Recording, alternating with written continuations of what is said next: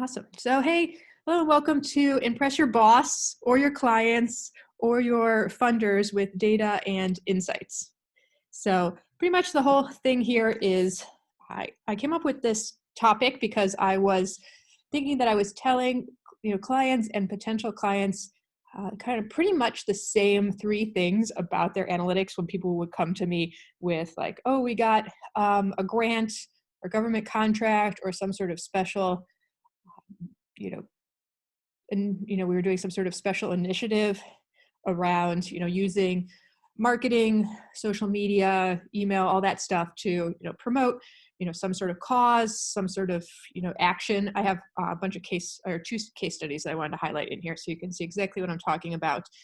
But they would come to me and they'd want to know, like, how can we make our tracking and our data and our evaluation more efficient? So I would give them kind of the same key pieces of advice over and over again. So I put it together in this presentation. So I'll never have to give it again. I could just send them the link. So thanks for joining today. Like I already said, I introduced myself here, and if anybody wants to chat about who they are and where they're from in the chat, go for it. I feel like more human interaction is better because I am going a little crazy at my house all by myself every day, and my husband. But my name's Emily, and I run a company called B-Measure, and this is pretty much what I do full time. So I work with a lot of different nonprofits in government and government-funded initiatives, and I help them figure out how to track and use data more effectively, tracking specifically like their communications campaigns. Sometimes I work on the implementation side too, like I write or I help them manage their ads. But my real passion is helping communicators use the data they collect from their websites or social media or email or whatnot, and like use it to actually make decisions and improve their communications. So before we get started, I work in marketing, so I have to market myself. Sorry. I am running a course starting the 6th of May on Google Analytics with a guy named Brad who runs a website called The Digital Plan. So if you're interested in learning more about digital analytics, like it's 4 sessions. So it's like an actual class. You sign up now and then you do the 4 sessions and they build on each other. So it's definitely, this is a bit more high level. The analytics class is going to be like nitty gritty, like how do you actually set up Google Analytics for your organization, like hands-on stuff. So go for it. There's also a special coupon code here, B20, so you get 20% off. I'll send that out too. All right, so now time for actual content. So I saw this article a few months ago and I decided to incorporate it here because I thought this quote really sums up like a lot of the frustration people have around using data and evaluating their communications efforts. But this was talking to, I think, some team out in San Diego working for a nonprofit and had gotten a grant and they needed to submit reporting on that grant. They were saying, they're a small team and sometimes it literally costs as much to measure a program as it does to offer it. And I think a lot of us feel this way, that maybe it doesn't cost as much necessarily to measure a program if you're not factoring in like staff time, but it certainly can be like a big lift to evaluate whether something is effective or not. Especially can be very time consuming if you have limited staff working on this program. So I think a lot of the ideas here are stuff that I have found working with small teams that are more time efficient, basically. So to try and keep things simple, not make it too complicated, and give you some tips for how you can do this stuff, even if you just have a communications team of 1 or 2 or 3 people. So this presentation originally was for all types of communicators, so I'm going to breeze through this part pretty quickly. And I wanted to make sure that we're clear up front that I really work with digital communications channels. So when I say that, I don't mean specifically social media. A lot of people think they hear that and they think, oh, Facebook and Twitter. But, digital communications, as I'm sure you're all aware, as many things. It's websites, it's email, it's all the social media channels, not just Facebook. A lot of digital advertising, whether it's display or search. So all of these factor into running a digital campaign. And this is in contrast to your more traditional media, communications and media, such as direct mail, print, TV, radio. These, of course, also have metrics and need to be measured, but it's not quite the same as the digital stuff. I'll explain why. So, what makes digital channels different, better, in my opinion, is that number one, digital is very easy to scale. This is a picture of the town that I live in. I'm down in Charlottesville, Virginia. Or I say down because I'm always used to talking to people from DC. If you have a campaign that you're running in your town, and it's a digital campaign, it's going to be easy to scale that up. Maybe not 100% flawless without it, but it's easy to take a online ad campaign, say like a Facebook ad campaign, and turn that into a national Facebook ad campaign. That's a lot simpler than taking, something you're doing in print and then making that national. A lot of these digital platforms are designed to scale and designed to be used on a national or even international level. And then my favorite part here is that I think this is why, when I talk to a lot of communications people, a lot of them are still kind of using the same measures they used in print, which would be impressions. When you run a newspaper ad or you even run a TV ad, you're getting information about how many people saw that ad, or how many impressions, how many times was that ad shown to somebody. But when it comes to digital advertising, digital data, you can get so much data. And I think a lot of people default to impressions because that's what they're used to. But then there's often, I think, so much else going on here that, let's go with yours. Okay, that there's so much else going on here that people just don't know what to look at. So we're going to talk a little bit about what to look at there. And this is a slide saying what I just said, is that, when it comes to your digital advertising, digital communications, and there's so much more out there than just giving your impressions numbers. All right, so unfortunately, or actually fortunately for me, because it keeps me in a job, that with digital communications, even though there's so much data available, and it's pretty much all available just by logging into the back ends of your accounts, that actually using that data to make decisions and do evaluation and do reporting in a way that's accessible and efficient, it's not magic. That just because the data is there doesn't mean that you can have insights and reports just magically generated. There's a lot that goes into thinking this through. I think we're going to talk about a lot of kind of upfront work that should be done to make things go smoothly later down the line. All right, so my 3 big tips, like I said, these are kind of the 3 things I end up telling everybody.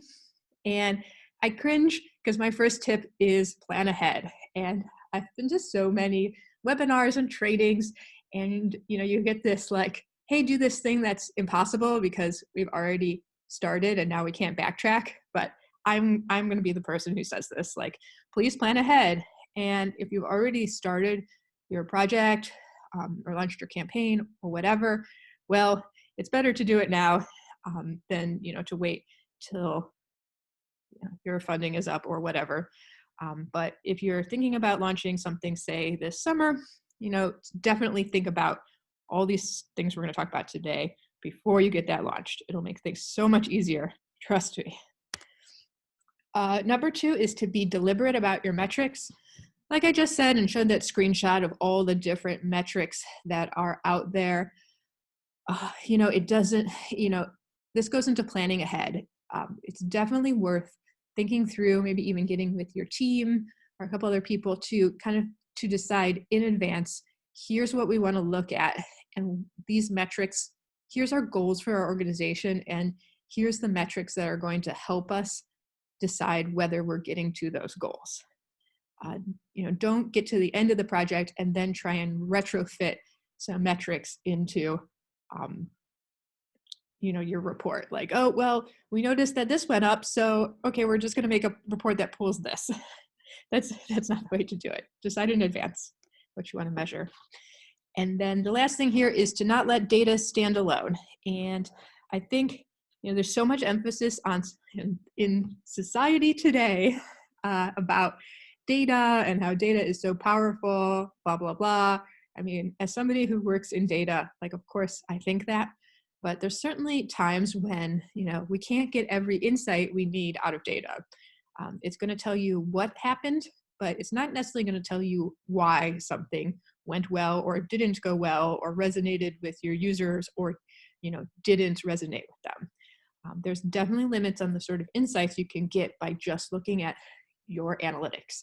And I think it's important to realize this.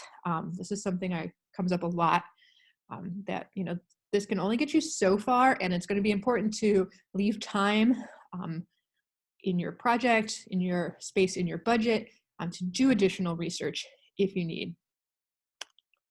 All right. So like I said, I love case studies, and I always love when I go to presentations and they have case studies. So I've incorporated 2 in here to give you an idea of like what exactly I mean when I'm talking about this stuff, because I realize otherwise it sounds a little abstract. So this is Daniel Tiger and a platypus. Honestly, I've done this whole project. I don't even know what the platypus's name is, but this is Daniel Tiger. And one of the projects I'm going to talk about today is a project from PBS. It was focused on getting, using PBS resources. They have a lot of, obviously Daniel Tiger videos, a lot of resources for young kids who are getting ready to go to kindergarten.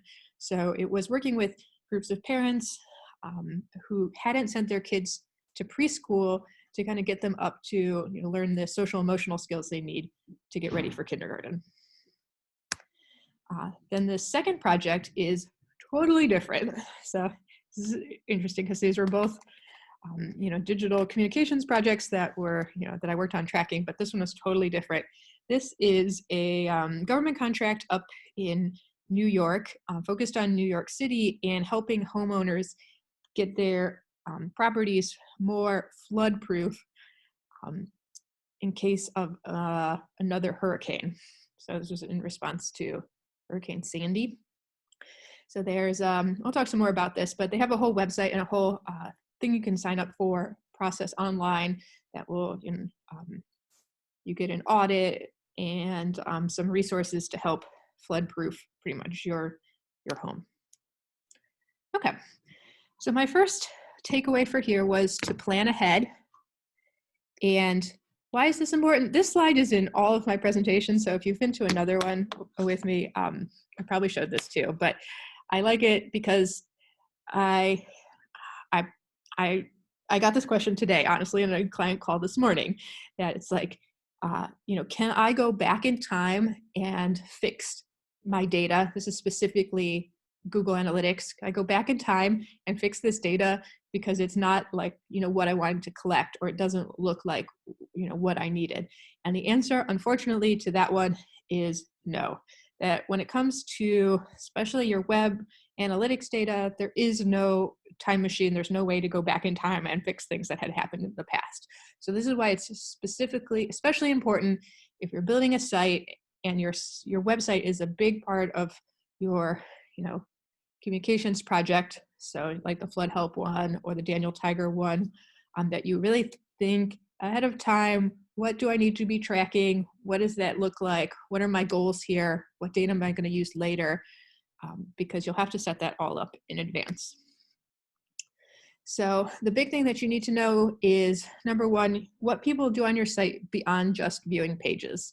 So these page views is something that Google Analytics, if you just get your tracking ID up in WordPress or Drupal or Squarespace or whatever you're using, it will at least get you numbers about what people are viewing on your site. The caveat with that is that a lot of times, what you want to track, maybe it's, in the case of the Flood Help program, it's people enrolling in this program. Well, that's something that, is not going to be tracked just like right out of the box. That's going to be some extra work on your part. So I included a screenshot in here because I think this shows, like, when Google Analytics was created back in 2005, it very much has focused on page views. That's like their main metric. And that's what you get when you just install your code and don't make any alterations. This is, let's see, Washington Post from 2004, their website. So you can see here that, there's a lot of different pages, and pretty much all you can do on the site is to view different content on pages. So, that's why Google Analytics is the way it is. These days, our websites look very different from this. You can see here that, now there's a lot of stuff that you can do on a site that's not just viewing pages. So this is actually, even from a couple years ago, I need to update this now, but you can see that for this, for the flood help people, there's a lot of different things, a lot of different ways they're trying to get users to interact with their site. So it might be signing up for a newsletter, watching a video, reading testimonials, finding your address on a map, signing up for the program. All of those things are not included in Google Analytics right away. As you can use Google Analytics to track them, but you have to set that all up. And I'm going to go into more detail about this in the class that's in May, if you're interested. But right now, if you're just interested in like, oh, I want to learn some more about this, the thing to Google would be Google Analytics events. That's what it's called. And you can find a lot of instructions online about how to do that. But this presentation is kind of high level, so we're not going to go into it unless people have questions at the end. And then the other thing that you need to plan ahead for your communications campaigns, number 2, that's like, I always tell people, you must do this, that if your campaign has a big component where people are coming from text, email, or social media, you should use these things called UTM parameters, I'll show you in a second, to track those specific communications channels. So why is this? It's because kind of, depending, this is just speaking generally, kind of depending in detail about what's happening. But a lot of times Google, if somebody comes from SMS or email specifically, Google doesn't really know, the data is not getting passed to Google Analytics. So Google doesn't typically know where they're coming from, and it will just attribute it to quote unquote direct traffic. If you've done a Google Analytics class before, you might know that direct traffic is, typically they say like, oh, that's when somebody types your URL into your browser bar. Well, that's a little bit of a misnomer. Direct is anybody who comes to your site and doesn't have like data about where they're coming from. So that can be people who type things into the browser bar. It could be someone using a bookmark, but it also could be a lot of email and text message traffic gets lumped in there too. So if you're using this as this is another client thing, if you're using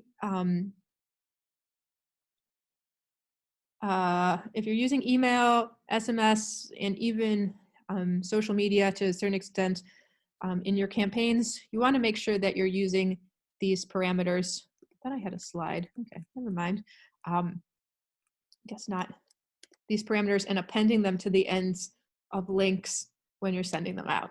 So apparently I don't go into detail about how you do this in here, but it's another thing that you're welcome to Google.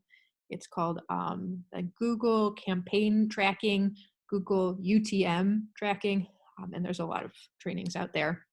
Also will be covered in the Google Analytics course next month. But this is what it looks like when you get the data into Google Analytics. It's pretty cool. You can see very clearly, where what different types of ads or different types of communications channels people are coming from when they're getting to your site. And you can get, a lot of data about not just how many people you're getting from there, but, whether they're taking the actions and stuff that you want them to take on your website. So in the case of the Daniel Tiger campaign. We used these, there was a big component of the campaign was texting these resources. So they could be videos, worksheets, activities, that parents were supposed to do or watch with their kids.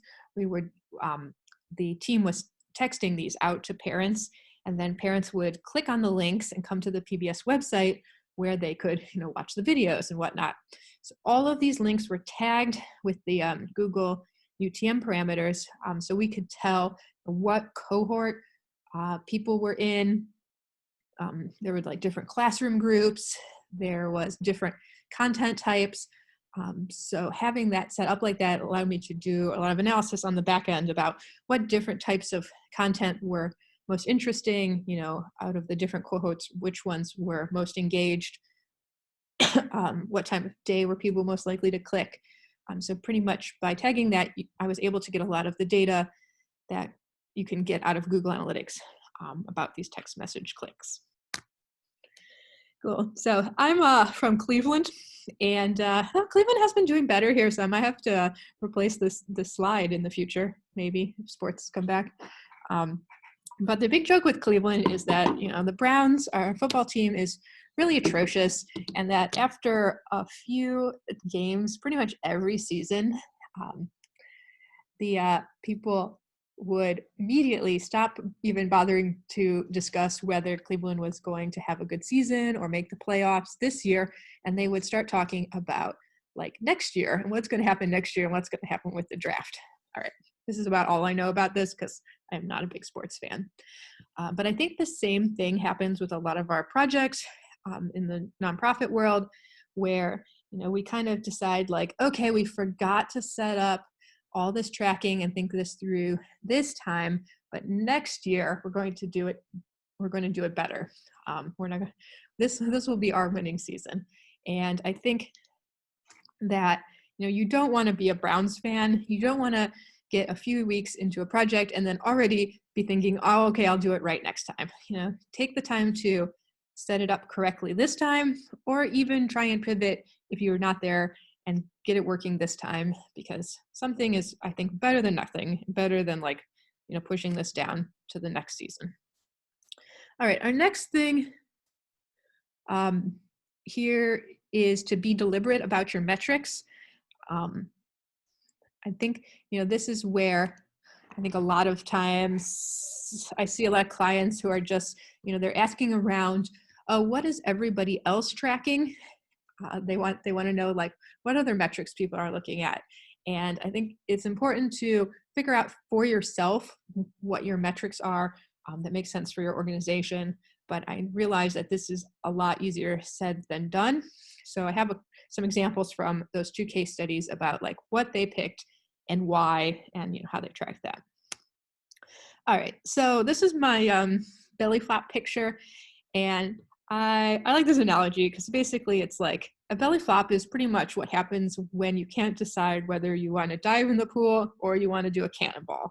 So you're kind of paralyzed, and instead of making an actual decision, you just flop straight onto your belly. So I think that this happens a lot with projects. We can't decide whether we want to be, looking at this or looking at this, and it seems too confusing. There's so much data out there. Let's do nothing.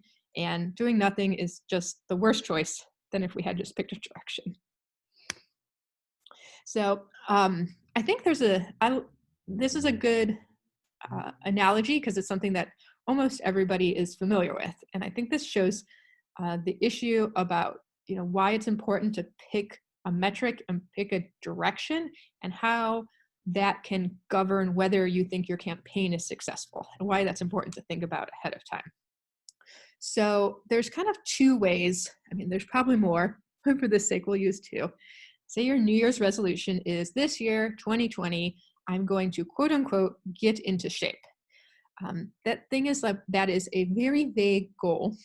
That does getting into shape to you personally, it might mean losing 20 pounds, or it might mean like, oh, I'm going to get, really muscular. I'm going to get really strong. I'm going to be able to lift however many weights people lift. Okay. So to some people, that means losing weight. To other people, right, that means actually gaining muscle, which can mean gaining weight.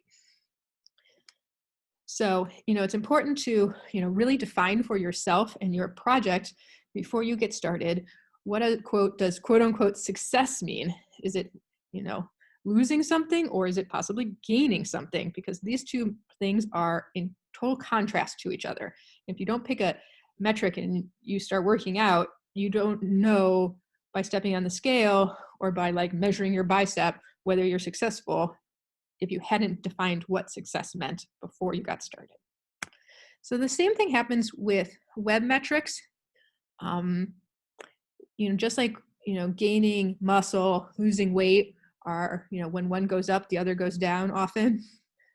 We have with digital metrics, the same phenomenon. If you're getting more people on your email list, you're getting more traffic to your website, you're getting more likes of your Facebook page or whatever, often your engagement on those will go down. You'll have, if your list is growing, you will have probably a lower open rate, or you'll have less time on site if you're looking at web metrics.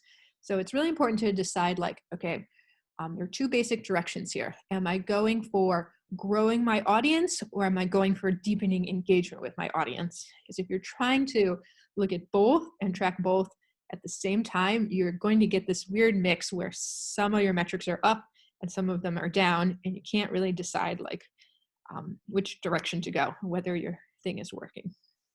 So that's pretty much what I said here.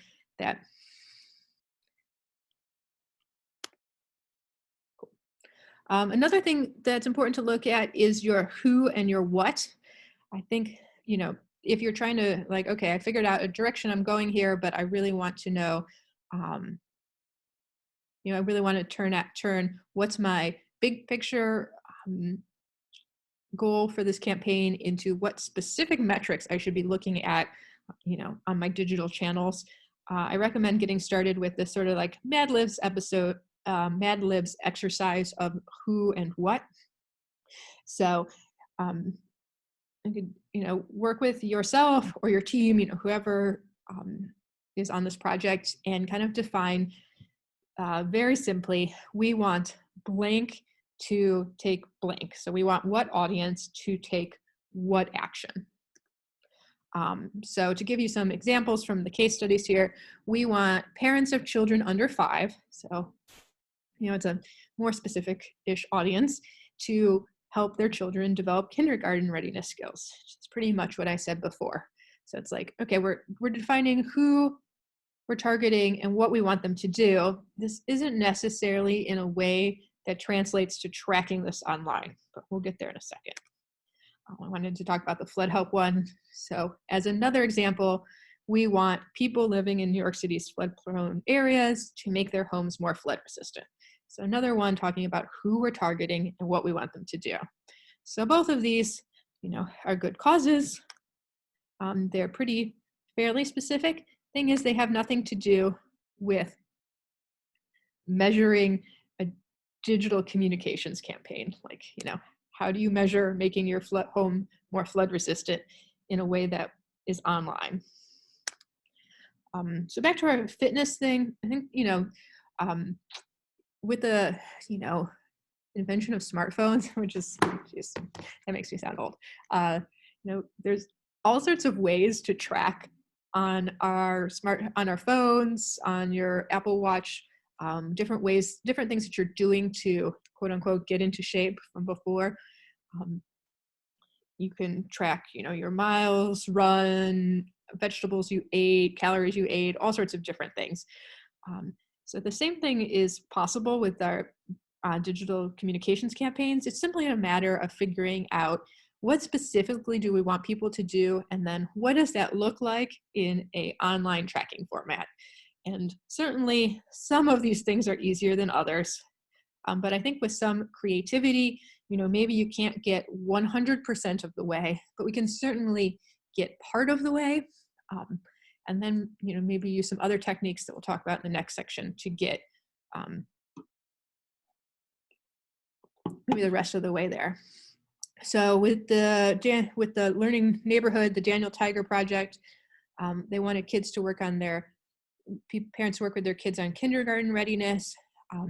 So what does that look like in an online space? Well, it was watching the recommended content. It was clicking on those text messages and going and watching a certain percentage of the videos with their kids. So honestly, we don't know whether they're watching with their kids. And for the audit, we wanted them, or for the flood help one, wanted them to make structural changes to their home. Well, that's not something that is necessarily on the internet. So instead, it was just focused on the first step in the process, which was to find their address, whether it was in a flood zone here, and schedule an appointment. And that was all done through an online platform, so it can all be tracked. So to my point here, often we can't get all the way to the outcome that, we've from our projects or our grants or whatnot, but there's a way to get, partly of the way there.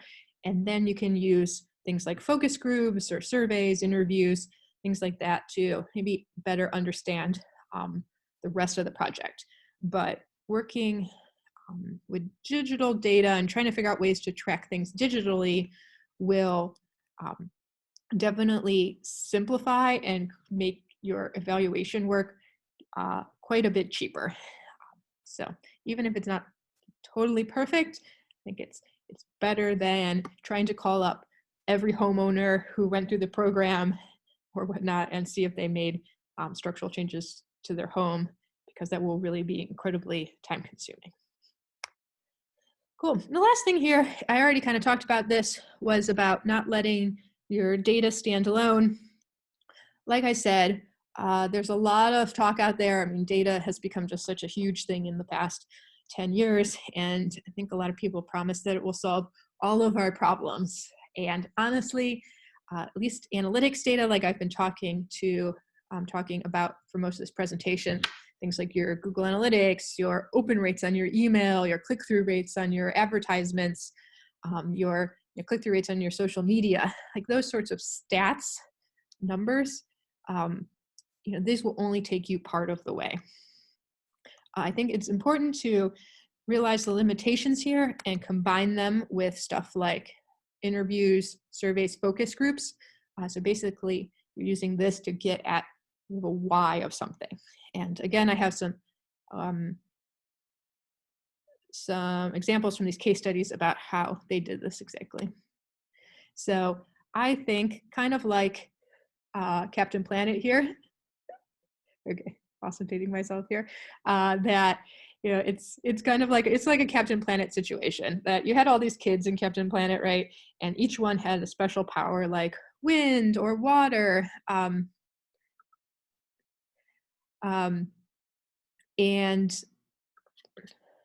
wind or water or fire, and by themselves they could not ever kind of stop the villain of the show. It was only when they got all together and had their powers combined that they were able to do that. So it's a totally silly thing, but I think that this works too when it comes to like analytics data and sort of your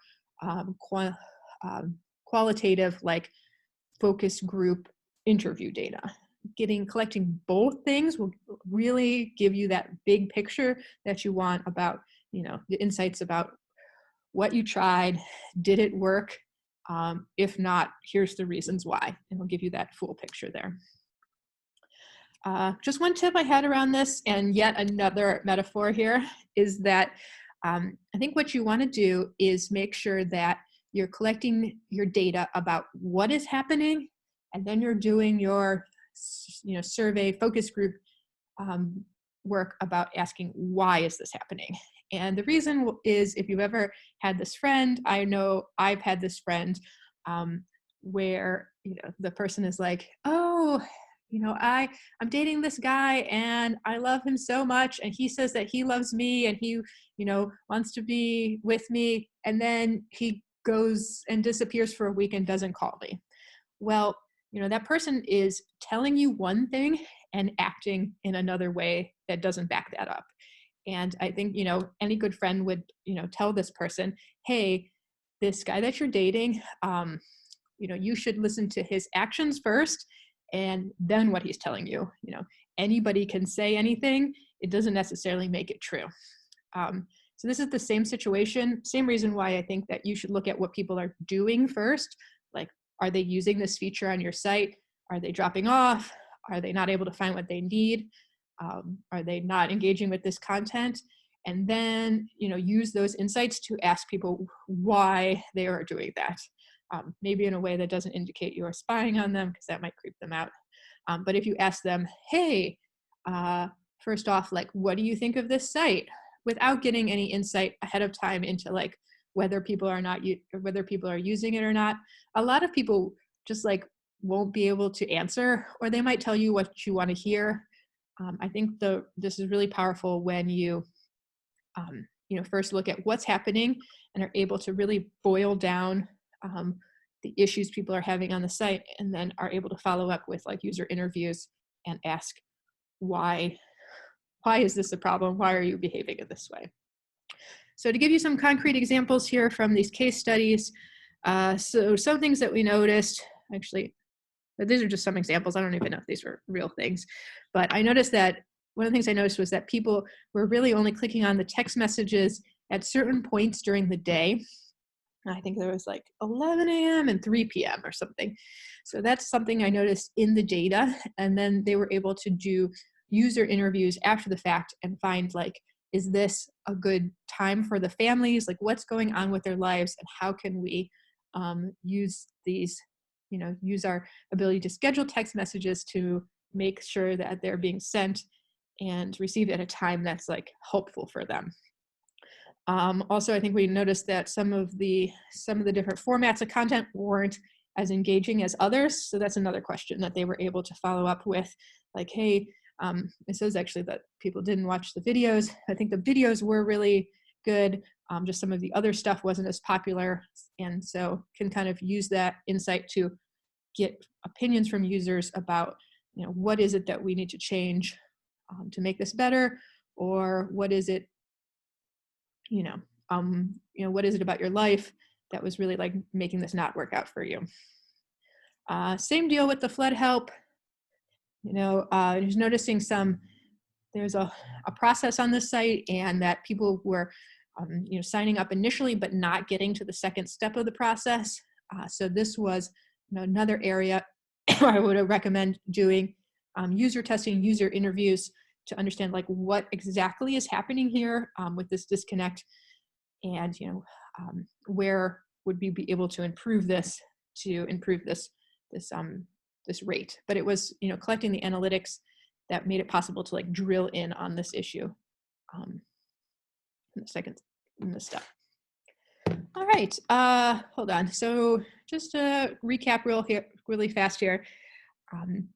So my 3 lessons, and I realize, these sound simple, but then when you go into the how to implement all of these, it's a bit more complicated. But the things I wanted to stress was to please plan ahead. As you can see, I think now maybe seeing all the thought that needs to go into this, you understand, if you have something coming up, hopefully this will help you make a case to your manager or client that like we need to think this through in advance to figure out how and what we should be tracking, and if anything needs to be set up ahead of time. Number 2 is to be deliberate about your metrics. I know this is something that is, I think, different for everybody. And there's not really a secret formula. It's important to kind of figure out, what's your goal here? What is your specific goal? So like if your goal is something broad, like get into shape, you want to be more specific, like what does that mean to you? What does that mean to your organization? And then how am I going to measure that? What things do we need to look at? So I think if your goal is to, get more, if you want more awareness of your cause, that's those sorts of metrics will be things, like growing your traffic, growing your numbers on social. And it's all about like, expanding and getting bigger. it also might be something specific like getting people enrolled in a certain program. So you can, I don't know, it's you know, I think it's getting your team together and kind of talking through what exactly that means to you. And then the last thing is to don't let data stand alone. Like I said, I get a lot of requests where it's like, how do we get a report in Google Analytics or in Facebook to show, you know, why people aren't engaging with our content around this subject? Well, that's not something that you're going to be able to see in that sort of quantitative data. Some of this like why reasoning behind something, that's you're going to have to take a next step and try and recruit some of your users or talk to your audience. And I realize that this is definitely, you know, more of a lift because you have to find those people and you have to schedule and set up the time. But I think once you have those metrics, it means you can be more specific about what you're asking and maybe even talk to a smaller group of people. You don't need to talk to like everybody. Maybe, you know, 5 or 6 will be enough to kind of get you started down the road and get some insights there. All right, so I have been talking for 45 minutes straight, and I want to take any questions, and maybe we could turn this even into a bit of a conversation. Oh, we got all sorts of questions. There's people. Let's see, will you be walking through either of your examples to outline how you went about finding the data to answer a specific question? Do you remember, Catherine, if you want to put in the chat, like, you know, exactly what you mean about there, and I can maybe talk it through. Honestly, it might be, but yeah, if you had something specific that you wanted to find the data for, I'm happy to kind of maybe tell you a little bit about how I found that. Okay. Okay, she says maybe that's too detailed. Let's see, aside from Google Analytics, Facebook Insights, and UTM parameters, any other tools I find useful? So, I mean, it kind of depends on what channels you're looking at. I mean, often, honestly, I'm not too thrilled with like all the social reporting tools that are out there, or at least the ones that are, you know, like I said, we're in the nonprofit government price range. So I often just export the data from Facebook Insights and Twitter Insights and all LinkedIn Insights, and work with it in Excel. But one thing I do use a lot that I think is pretty cool is Google Data Studio, and then you can combine Google Data Studio with other data sources. So Google Data Studio is Google's newish dashboarding tool. So it's not as sophisticated as something like Tableau, but it's free, and you can build data visualizations and dashboards by importing data from other sources. So you can import anything that's part of Google Ads, Google Analytics, Google Search data for free, and then you can pay for connectors from third-party software companies. I use one called Supermetrics to pull in data from other sources. So if you were working on flood help, say, you could create, I have done this, a flood help dashboard that pulls in, their social media data, their email metrics that are going out, their website, and have it all in one place. And I think it's pretty nice to use as like a decision-making tool to look and see what's working, but also like to use as kind of like an internal PR tool to create this dashboard and send this out to your organization and say like, hey, this is what we're working on. And like, it looks really nice. And it's, better than exporting a bunch of screenshots from Facebook, and looks, I think, very professional. So cool. That's everything there. If anybody else has any questions, let me know. If not, we can kind of wrap this up. I know we're getting close to the hour. So, anyway, cool. All right. Looks like no more questions. So thank you so much. And I will put this recording up on YouTube and on my website and send it out later.